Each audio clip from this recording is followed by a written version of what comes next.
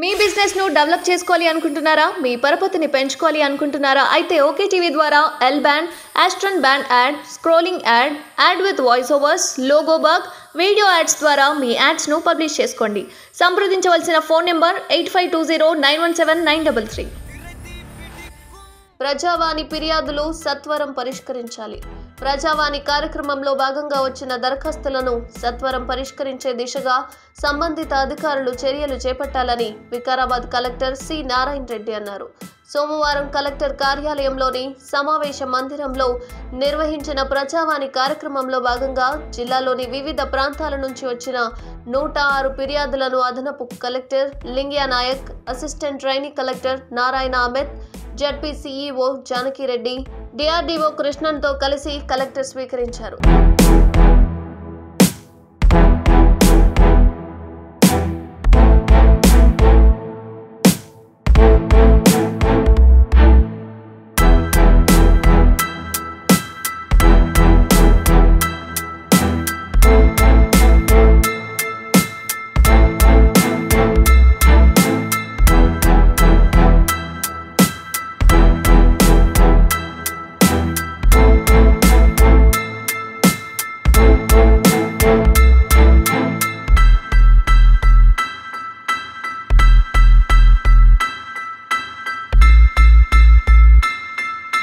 ఈ దరఖాస్తులను సంబంధిత అధికారులకు అందజేసి సమస్యల పరిష్కారానికి అత్యంత ప్రాధాన్యతను ఇవ్వాలని తెలిపారు.